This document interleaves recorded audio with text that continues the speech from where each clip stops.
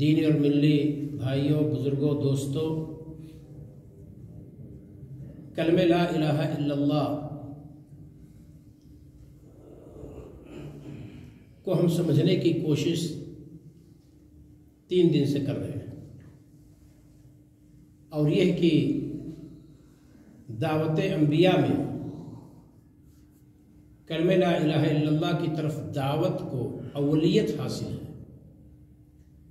خود ہمارے نبی صلی اللہ علیہ وسلم نے اس کی دعوت پہلے دی، اور اپنے تمام صحابہ کو بھی جہاں داعی کی حیثیت سے آپ نے بھیجا، ان کو بھی اس کی طرف دعوت دینے کو کہا۔ آنے والے درس میں اس چیز کو واضح کروں گا کہ جو فضائل کلمہ لا الہ الا اللہ کے بیان کیے جاتے ہیں، من قال لا الہ الا اللہ دخل الجنہ، جس نے لا الہ الا اللہ کہا وہ جنت میں جائے گا۔ من قال لا الہ الا اللہ بصدق قلبہ دخل الجنہ، جس نے سچے دل سے کلمہ لا الہ الا اللہ کہا وہ جنت میں جائے گا۔ یا صحیح مسلم کی وہ روایت جس نے یہ گواہی دی کہ اللہ کے علاوہ کوئی عبادت کے لائق نہیں، اور محمد صلی اللہ علیہ وسلم اللہ کا بندہ اور رسول ہے، اور عیسیٰ علیہ السلام اللہ کا بندہ اور رسول ہے، اللہ کا کلمہ ہے، اور روح اللہ تعالیٰ ہی کی طرف سے ہے۔ والجنت حق والنار حق، جنت برحق ہے اور جہنم برحق ہے۔ ادخلہ اللہ الجنہ علی ما کان من العمل، ایسے بندے کو اللہ تعالیٰ جنت میں داخل کرے گا، عمل کچھ بھی ہو۔ اس طرح کی جو روایات کلمہ لا الہ الا اللہ کی فضیلت میں ہیں، ایک بہت بزرگ شخصیت سے پوچھا گیا کہ الیس کلمۃ لا الہ الا اللہ مفتاح الجنہ، کیا کلمہ لا الہ الا اللہ جنت کی کنجی نہیں ہے؟ کہا ہاں۔ ولیکن لیس ہناک مفتاح الا لہ اسنان، لیکن سنو، دنیا کے اندر کوئی چابی ایسی نہیں ہے مگر اس کے دندانے ہوتے ہیں، اور کلمہ لا الہ الا اللہ اگر جنت کی کنجی ہے تو اس کے بھی کچھ دندانے ہیں۔ اگر ایسی چابی لے کر کے آئے جو اس تالے کے موافق ہو تب تو جنت کا دروازہ کھلا ہے، ورنہ مدینہ کے منافقین بھی کلمہ لا الہ الا اللہ کہتے تھے۔ ہمارے اور آپ کے بارے میں نہیں ہے کہ ہم کلمہ لا الہ الا اللہ کہتے ہیں، لیکن مدینہ کے منافقین کے بارے میں قرآن شاہد ہے کہ وہ لا الہ الا اللہ کہتے تھے۔ اذا جاءک المنافقون قالوا نشہد انک لرسول اللہ، اے نبی جب آپ کے پاس منافقین آتے ہیں تو کہتے ہیں ہم گواہی دیتے ہیں کہ البتہ آپ ضرور اللہ کے رسول ہیں، تاکید کے ساتھ۔ واللہ یشہد ان المنافقین لکاذبون، اور اللہ گواہی دیتا ہے کہ البتہ منافقین سب جھوٹ ہیں۔ جس تاکید کے ساتھ وہ اقرار کر رہے تھے، اسی تاکید کے ساتھ اللہ تعالیٰ نے ان کے اس قول کو باطل قرار دیا کہ یہ صرف زبان سے دل میں نہیں ہے۔ تو صرف کہہ لینے کا مسئلہ نہیں ہے۔ ہندی زبان جاننے والے بہت لوگ موجود ہیں یہاں، اردو زبان والے بھی موجود ہیں۔ آپ اپنی دکان پر لا الہ الا اللہ محمد الرسول اللہ عربی میں لکھ دیجئے، ہندی میں لکھ دیجئے، کوئی غیر مسلم اگر گزرے اور پڑھ لے تو آپ قطعاً نہیں کہیں گے تو مسلمان ہو گیا، جبکہ وہ کلمہ لا الہ الا اللہ پڑھ لیا۔ تو کچھ دندانے ہیں اس میں، اس کی ضرورت ہے، اور اس کو آنے والے درس میں ہم ذکر کریں گے انشاءاللہ۔ آج مسئلہ صرف کلمہ لا الہ الا اللہ کا کیا ہے؟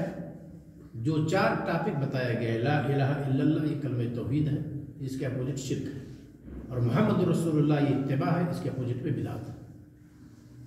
پہلی شک کو لے کر کے ہم چل رہے ہیں۔ کلمہ لا الہ الا اللہ کا پہلا حصہ توحید ہے۔ توحید ربوبیت کی تعریف میں کر چکا ہوں، اس کی وضاحت بھی قدر کر چکا ہوں۔ توحید الوہیت کو آج ہم لیتے ہیں۔ الوہیت اور توحید العبادہ بھی اس کو کہتے ہیں، توحید العبادہ، توحید الالوہیہ۔ جب بندوں کی طرف نسبت کریں گے تو اس کو توحید العبادہ کہیں گے، اور جب اللہ رب العالمین کی طرف نسبت کریں گے تو توحید الالوہیہ اس کو کہتے ہیں، یعنی اللہ کو ایک قرار دینا۔ توحید العبادہ اللہ کو بندوں کی طرف سے جو عبادت ہوتی ہے صرف اللہ تعالیٰ کو منفرد کرنا، افراد العبادت للہ تعالی وحدہ، اس کو کہتے ہیں توحید العبادہ۔ عبادت کو صرف اللہ واحد کے لیے خاص کرنا، یہ توحید الوہیت ہے، توحید عبادہ ہے۔ پہلے میں نے توحید الربوبیہ کو ذکر کیا ہے۔ سوال آپ کر سکتے ہیں، جیسا کہ بہت سارے مؤلفین نے ذکر کی ہے، کہ توحید الربوبیہ کو ہم کیوں پہلے ذکر کرتے ہیں؟ کیونکہ اگر اللہ کو آپ رب مانتے ہیں، اور اس میں مسلم غیر مسلم سب برابر ہیں، کہ ہاں وَلَئِن سَأَلْتَهُم مَّنْ خَلَقَ السَّمَاوَاتِ وَالْأَرْضَ لَيَقُولُنَّ اللَّهُ، اگر آپ پوچھیں کہ آسمان و زمین کا پیدا کرنے والا کون ہے تو کہیں گے اللہ۔ تو خالق اور مالک اور مدبر اللہ کو گردانا یہ توحید الربوبیت ہے۔ تو اس میں ہر ہندو مسلم سب برابر ہیں۔ تو ان سے کہا جا رہا ہے جو توحید ربوبیت کو مانتے ہیں کہ جب اللہ نے آپ کو پیدا کیا ہے، آپ اس کو جانتے ہیں، تو پھر عبادت اس کی کیوں نہیں کرتے جس نے آپ کو پیدا کیا ہے؟ تو توحید الربوبیہ کو ثابت کرنے کے بعد دعوت دی گئی ہے توحید الالوہیہ کی طرف، کہ بندو ہو کیا گیا ہے؟ جب آپ کا یہ عقیدہ مضبوط ہے کہ پیدا کرنے والی ذات اللہ کی ذات ہے، تو آپ کو کیا پریشانی ہے اللہ کے لیے عبادت کرنے میں؟ جب آپ کو پیدا کرنے میں اللہ اکیلا ہے، تو پھر کیا ہو گیا کہ آپ تنہا اللہ کی عبادت کیوں نہیں کرتے؟ پھر جب اللہ نے آپ کو پیدا کیا اکیلے، تو پھر جب اللہ کی عبادت آپ کرنے کے لیے آتے ہیں تو دوسرے لوگوں کو شریک کیوں کرتے ہیں؟ تقاضا ہے توحید الربوبیہ کے قبول کرنے کا کہ آپ توحید الوہیت کو بھی قبول کیجیے، یعنی عبادت کو بھی صرف اللہ تعالیٰ کے لیے کیجیے۔ اس لیے توحید الربوبیہ کو پہلے ذکر کیا جاتا ہے، ورنہ اہمیت توحید الالوہیہ کی ہے توحید الربوبیہ سے کہیں زیادہ۔ میں نے بتلایا تھا کہ انبیاء اور ان کی قوموں کے مابین جو جنگ چھڑی ہے توحید الربوبیہ کی بنیاد پہ نہیں، توحید الالوہیہ کی بنیاد پہ۔ میں نے کہا توحید العبادہ اور توحید الالوہیہ۔ عبادت کہتے ہیں تدلل کو، التدلل بما امر اللہ تعالی من اوامرہ و نواہی، اللہ تعالیٰ نے جس چیز کا حکم دیا ہے اس کے ذریعہ، اور جس چیز سے روک دیا ہے اس سے رک کر کے اللہ کی عبادت کرنا، اس کے سامنے جھک جانا، اس کے سامنے سرنڈر کر دینا، اس کے سامنے اپنے آپ کو ذلیل کر دینا، یہ معنی ہے عبادت کا۔ او بما یتعبد، یا جس کے ذریعے اللہ کی عبادت کی جاتی ہے وہ عبادت ہے۔ وہ کیا ہے؟ شیخ الاسلام ابن تیمیہ رحمہ اللہ کہتے ہیں عبادت اسم جامع لکل ما یحبہ اللہ ویرضاہ من الاقوال الظاہرہ، من الاقوال والافعال الظاہرہ والباطنہ۔ یہ تو عبادت کی تعریف ہے، دوبارہ میں اس کو ذکر کرتا ہوں۔ اسم جامع، عبادت کیا ہے؟ اسم جامع لما یحبہ اللہ ویرضاہ من الاقوال والافعال الظاہرہ والباطنہ۔ ایک جامع نام ہے عبادت، کس سے عبارت ہے؟ کچھ ظاہری اقوال اور افعال یا باطنی اقوال اور افعال جس سے اللہ خوش ہو۔ اب آپ یہ نہ سمجھیے کہ جو کچھ ہم کرنا شروع کر دیں اللہ اسے خوش ہو جائے گا، نہیں۔ جس قول سے اللہ خوش ہو، جس عبادت سے اللہ خوش ہو، اسی کو عبادت کہیں گے۔ اگر اللہ اس سے خوش نہ ہو تو اس کو عبادت نہیں کہیں گے، گرچہ پوری کائنات اس کو عبادت سمجھے۔ ہر بدعتی جو بدعت کر رہا ہے اس کو عبادت سمجھتا ہے۔ اسی وجہ سے کہا جاتا ہے چور چوری سے توبہ کرتا ہے، بدکار بدکاری سے توبہ کرتا ہے، سود خار سود کھانے سے توبہ کرتا ہے، پر ایک بدعتی اپنی بدعت سے توبہ نہیں کرتا۔ کیوں؟ کیونکہ چور چوری کو غلط جانتا ہے، سود کھانے والا سود کو غلط سمجھتا ہے، بدکار بھی سمجھتا ہے کہ گناہ ہے، لیکن جو شخص کسی چیز کو عبادت سمجھتا ہو، کوئی عبادت سے توبہ کرتا ہے، تو بدعتی کو عام طور پر توبہ کی توفیق نہیں ہوتی ہے۔ اس کو اچھی طرح سے جانیے، اللہ یہ کہ اللہ تعالیٰ کی رحمت ہو، اس پر جھوم جھوم کر برسے، دعات اسلام اس سے ملے، اس کے ذہن کو صاف کرے، کتاب و سنت کی دلائل کی بوچھار ہو، تو اللہ تعالیٰ اس کے دل کو کھول دے، پھر اس سے تائب ہو جائے، توبہ کر لے۔ بہت سارے بدعتیوں نے اپنی بدعت سے توبہ کی، اس میں کوئی شک نہیں، لیکن یہ ایک عام بات ہے کہ جس آدمی نے کسی چیز کو بدعت سمجھا ہے، ہم کہیں اس سے توبہ کرے، کہیں ہم جس بدعتی نے کسی کو عبادت سمجھا اسے ہم کہیں توبہ کرے، تو بدعت سے عبادت سے کیسے توبہ کرے گا؟ کہے گا عجیب سی بات ہے، یہ صلاۃ بھی بدعت، یہ ذکر و اذکار بھی بدعت، یہ نبی صلی اللہ علیہ وسلم پر صلاۃ و سلام بھی بدعت۔ وہ ایسے ہی سوال کر کے اور اپنے آپ کو مطمئن کر لے گا، پر وہ یہ نہیں سمجھے گا کہ یہ کیفیت جو صلاۃ کی ہے یہ صلاۃ والسلام کی جو کیفیت ہے، درود السلام نبی صلی اللہ علیہ وسلم پڑھنے کی جو کیفیت ہے، دعا کی جو کیفیت ہے، یہ وہ عبادت نہیں ہے جس سے اللہ تعالیٰ خوش ہو جائے گا۔ تو جس قول اور فعل سے اللہ تعالیٰ خوش ہو جائے اس کو عبادت کہتے ہیں۔ اور اس کو بھی جان لیجیے، جس میں اخلاص ہو، نبی صلی اللہ علیہ وسلم کے سنت کے مطابق ہو، اسی سے اللہ تعالیٰ خوش ہو سکتا ہے، ورنہ نہیں۔ اللہ تعالیٰ اخلاص کو پسند کرتا ہے، لہذا جو شخص اللہ تعالیٰ سے ملاقات کرنا چاہے، جو شخص چاہتا ہے کہ اللہ رب العالمین سے خوش ہو جائے، وہ خالص عبادت کرے۔ فَمَنْ كَانَ يَرْجُو لِقَاءَ رَبِّهِ فَلْيَعْمَلْ عَمَلًا صَالِحًا وَلَا يُشْرِكْ بِعِبَادَةِ رَبِّهِ أَحَدًا۔ سورہ کہف کی آخری آیت۔ جو شخص اللہ تعالیٰ سے ملاقات کا خواہاں ہے، فَلْيَعْمَلْ عَمَلًا صَالِحًا، تو چاہے کہ نیک عمل کرے، وَلَا يُشْرِكْ بِعِبَادَةِ رَبِّهِ أَحَدًا، اور اپنے رب کے ساتھ عبادت میں کسی کو شریک نہ کرے۔ اور اگر ہمیں اللہ تعالیٰ سے نیک بندہ ہو کر کے ملاقات کرنے کی خواہش نہیں ہے تو پھر آپ کچھ بھی کیجیے۔ لہذا جو بندہ یہ چاہتا ہے کہ اللہ رب العالمین سے خوش ہو جائے تو نیک عمل کرے، اور نیک عمل میں بتلا چکا ہوں، ما کان اخلصہ واصوبہ، جو خالص ہو، اے للہ فقط، واصوبہ درست ہو، یعنی علی سنت رسول اللہ، رسول صلی اللہ علیہ وسلم کی سنت پر ہو۔ جو خالص نہ ہو، سنت کے مطابق نہ ہو، وہ صالح نہیں ہے، اور جو صالح نہیں ہے اللہ تعالیٰ کے ہوں وہ مقبول بھی نہیں ہے۔ تو عبادت کس کو کہتے ہیں؟ کوئی بھی قول، فعل، ظاہر، باطن جس سے اللہ خوش ہو، اور اللہ اسی سے خوش ہوگا جس میں اخلاص ہو، اور جو اس کے نبی صلی اللہ علیہ وسلم کی سنت کے مطابق ہو۔ اس کے نبی کے عمل اور کردار کی مہر جس پر نہ ہو، وہ عمل اللہ تعالیٰ کے نزدیک عمل نہیں ہے۔ ضروری ہے اللہ تعالیٰ کے یہاں عبادت قبول کروانے کے لیے کہ نبی کریم صلی اللہ علیہ وسلم سے گزری اور آپ کی سرٹیفکیٹ ہو کہ ہاں نبی کریم صلی اللہ علیہ وسلم نے اسے عبادت قرار دیا ہے۔ ورنہ آپ ماہانہ بدعت دیکھیں گے، ہفتہ واری بدعت دیکھیں گے، سالانہ بدعت آپ دیکھیں اپنے ملک میں ہر قسم کی بدعتیں موجود ہیں، صبح شام کی بدعتیں موجود ہیں، رسم و رواج کے طور پر کچھ بدعتیں موجود ہیں، اور اس کو عبادت سمجھ کر قبول کرتی ہے، اس کو عبادت نہیں کہا جائے گا۔ جس سے اللہ خوش ہو اس کو عبادت کہیں گے، اور اللہ اسی عبادت سے خوش ہو سکتا ہے جو صالح ہو، اور صالح کے لیے خالص ہونا اور رسول صلی اللہ علیہ وسلم کے سنت کے مطابق ہونا ضروری ہے۔ تو یہ توحید العبادہ ہے۔ عبادت کی تین قسمیں ہیں۔ ایک عبادت ہے جس کا تعلق صرف بدن سے ہے، جیسے صلاۃ کے لیے مال وال کی کوئی ضرورت نہیں ہے کہ غریب نہ پڑھے، فقیر نہ پڑھے، مسکین نہ پڑھے، نہ، یہ جیسے مالدار پر واجب ہے، فرض ہے، ایسے مسکین اور فقیر پر بھی فرض ہے۔ ہوش سنبھالنے کے بعد مرد سے کبھی معافی نہیں ہے۔ آپ سن شعور کو پہنچ جائیے، صلاۃ جب تک مر نہ جائیے تب تک مرد سے معافی نہیں ہے، چاہے میدان جدال میں رہیں، میدان جنگ میں رہیں، صلاۃ ادا کیجیے کیف متفق، جیسا ممکن ہو سکے۔ گھوڑے کی پشت پر صلاۃ ادا کرنا ہے، آدھی صف ادا کرے گی، آدھی نہیں ادا کرے گی۔ ٹینک پر آپ بیٹھے، دبابہ پر بیٹھے، راکٹ لانچر لیے ہوئے ہیں، گرنٹ لیے ہوئے ہیں، AK-47 56 لیے ہوئے ہیں، کچھ بھی ہو، صلاۃ آپ کو ادا کرنی ہے، معاف کبھی نہیں ہے۔ خواتین ہیں، ان کے کچھ شریعت نے ان کو معذور قرار دیا ہے، بعض اوقات میں ان سے معاف ہونا ہے، باقی مرد اگر ہوش سنبھال لیں تو صلاۃ کبھی معاف نہیں ہے۔ اس کو کہتے ہیں بدنی عبادت۔ اور کلمہ لا الہ الا اللہ کے بعد یہی وہ عبادت ہے جس سے ہمارا اسلام ثابت ہوتا ہے، اس کو نہ بھولیے گا۔ زکوٰۃ کس کو دینا ہے؟ ایماندار کو دینا ہے۔ کب دینا ہے؟ سال میں ایک مرتبہ دینا ہے، جب نصاب پر پہنچ جائے گا تب دینا ہے۔ روزہ کس کو رہنا ہے؟ جو حالت سفر میں نہ ہو، گھر کے اندر ہو، صحیح ہو، تندرست ہو، 1 مہینے کا رکھنا ہے۔ حج کس کو کرنا ہے؟ سواری کی طاقت ہو، مال ہو، اس کی بھی طاقت ہو، تب اس پر فرض ہے۔ پھر باقی کیا ہے؟ کلمہ لا الہ الا اللہ کے بعد باقی کیا ہے؟ صلاۃ۔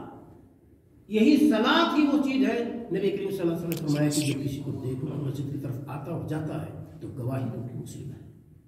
آج یقین مانے اگر کوئی شخص صلاۃ قائم کرتا ہے 5 وقت کی، تو یقیناً ہم اس کے لیے مسلمان ہونے کی گواہی دینے کے لیے کھڑے ہوئے ہیں۔ یقین مانے اتنی اہم چیز ہے، اور یہی وجہ ہے کہ صحابہ کرام صلاۃ کے تئیں بہت متحمس تھے۔ ہمارے یہاں پوری کی پوری سوسائٹی صلاۃ میں پیچھے رہتی ہے۔ تعجب ہوتا ہے کہ جب علماء عرب کے اقوال ہم نقل کرتے ہیں کہ بہت سارے علماء نے تکفیر کی ہے، تو تعجب ہوتا ہے کہ ایسے کیسے کہہ دیا جائے کافر، پوری سوسائٹی تو نماز نہیں پڑھتی ہے، تو آپ کس کو کافر کہیں گے، کس کی تکفیر کریں گے؟ تو ڈر لگتا ہے اس طرح کے فتاووں کو نقل کرنے سے۔ تو عبادت کی 3 قسمیں۔ پہلی قسم ہے وہ عبادت جس کا تعلق صرف بدن سے ہے، جیسے صلاۃ میں نے کہا، اور ذکر و اذکار جتنے ہیں سب اس میں داخل ہیں۔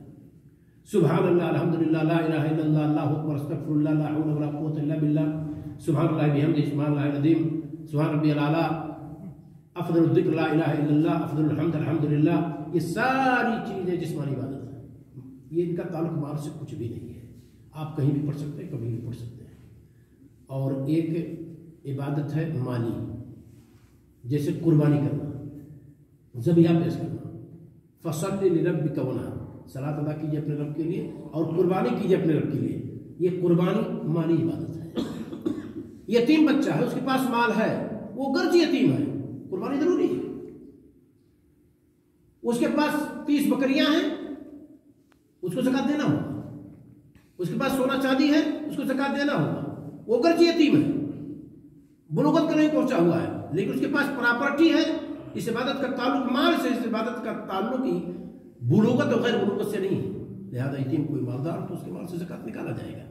तो एक इबादत ये बदन माली है। और कुछ इबादत ऐसे हैं जो माल और बदन दोनों से उनका ताल्लुक है, जैसे हज। आपका सेहत, आपका कि बदन की भी ज़रूरत है और माल की भी ज़रूरत है। इसके अलावा कोई चौथी किस्म नहीं इबादत की। इसके अलावा दुनिया में कोई चौथी किस्म इबादत की नहीं है। या तो माल से ताल्लुक होगा, या तो सिर्फ बदन से ताल्लुक होगा, या तो माल और बदन दोनों से ताल्लुक होगा इबादत का, और इसका अलावा कोई इबादत नहीं है। लिहाजा इनाबत, तवज्जो, तवक्कुल, इसी तरीके से रेजा, ये जितनी चीज़ें हैं इबादत की, सिर्फ अल्लाह ताला से हम कर सकते हैं। वज़ू किसी के लिए हम उम्मीद किसी और से लगा रहे हैं, कोई जन्नत में ढकेल देगा। मुख्तार को किसी और को समझ लें, मुश्किल कुशा किसी और को समझ लें, नहीं, ये हमारे और आपके अक़ीदे में फतूर होगा। लिहाजा इबादत की जितनी किस्में हैं, सारी किस्में सिर्फ अल्लाह के लिए फेरी जाएंगी बस, और किसी के लिए नहीं। जिसने इबादत की किसी किस्म को, जो कि खास है अल्लाह ताला के लिए, दूसरे के लिए फेरा, तो इबादत को अगर फेरता है तो शिर्क अकबर का मुर्तकिब होगा, और शिर्क अकबर का मुर्तकिब निकल जाएगा मिल्लत से। कभी कभार लोग पूछते हैं कि एक कब्र पूजने वाला हो, साहिब कब्र से इस्तिगासा तलब करने वाला हो, साहिब कब्र के लिए मुल्क ज़बा करने वाला हो, साहिब कब्र के लिए सजदा करने को जायज़ समझता हो, उसके पीछे सलात का क्या हुक्म है? मैं कहता हूँ खुद उसकी सलात नहीं होती, आपकी सलात का तो मसला यहाँ नहीं है। खुद उसकी सलात ही नहीं होती है जिसके अंदर शिर्क अकबर पाई जाए, क्योंकि शिर्क अकबर का मतलब ही है कि आपके सारे अमाल बर्बाद हैं। वलो अशरकू लहबिता अन्हुम मा कानू यअमलून, अगर अंबिया की पूरी जमात शिर्क करती तो सब कुछ बर्बाद हो जाता जो उन्होंने किया है। दावत के मैदान में या अपने इबादत के मैदान में जो कुछ किया है अंबिया ने, वो बर्बाद हो जाता।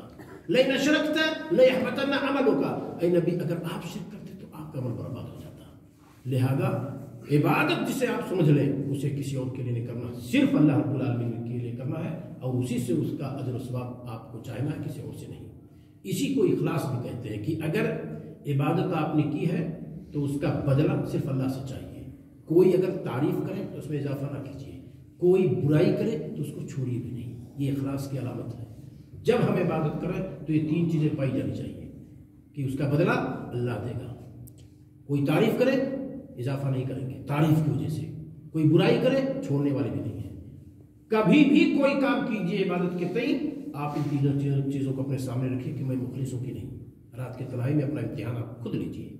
किसी रिपोर्टर की जरूरत नहीं है, किसी दूसरे को इम्तिहान लेने की जरूरत नहीं है। अपने दिल का इम्तिहान आप खुद लीजिए। क्या ये अमल मैंने किया है, फायदा किससे फायदा चाहता हूँ, किसको खुश करने के लिए किया मैंने, अल्लाह ताला को। चलो सही का निशान लगा दीजिए।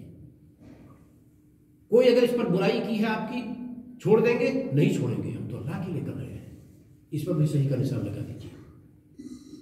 किसी ने अगर तारीफ कर दी है तो उसकी तारीफ करने से चलो कुछ इसमें कुछ इजाफा कर देते हैं, आपके दिल में कोई बात नहीं आएगी। नहीं, कह दीजिए लोगों को तो अल्लाह ताला के लिए कर रहे हैं। अल्लाह ताला जैसे पहले देखता था वैसे अभी भी देखता है। हमने जिस हुस्न खूबी के साथ कल अदा की है वैसे आज भी अदा करेंगे, क्योंकि हमें अल्लाह ताला के लिए करना है। तो अल्लाह देखने वाला करता, अल्लाह देखने वाला आज भी। तो ये इस पर भी आप सही का निशान लगा दीजिए। ये 3 सिफ़तें आपकी इबादत में पाई जाती हैं तो समझ लीजिए कि आप मुखलिस हैं, और रसूल सल्लल्लाहु अलैहि वसल्लम की सुन्नत से उसकी तायद ले लीजिए, आपका अमल कबूल है, इसमें कोई शक नहीं। इसके अलावा कोई चीज़ हमारे नहीं है जो आपके अमल को रोक दे। लिहाजा हमारी और आपकी कोशिश होनी चाहिए कि हम तौहीद इबादत और तौहीद उलूहियत को दिक्कत के साथ समझें। अल्लाह रब्बुल आलमीन हम और आपको इस दुनिया में जब तक زندہ رکھے، اس توحید پر عمل کرنے اور دوسروں کو بھی اس کی طرف دعوت دینے کی توفیق عطا فرمائے۔ السلام علیکم ورحمۃ اللہ وبرکاتہ۔ وعلیکم السلام۔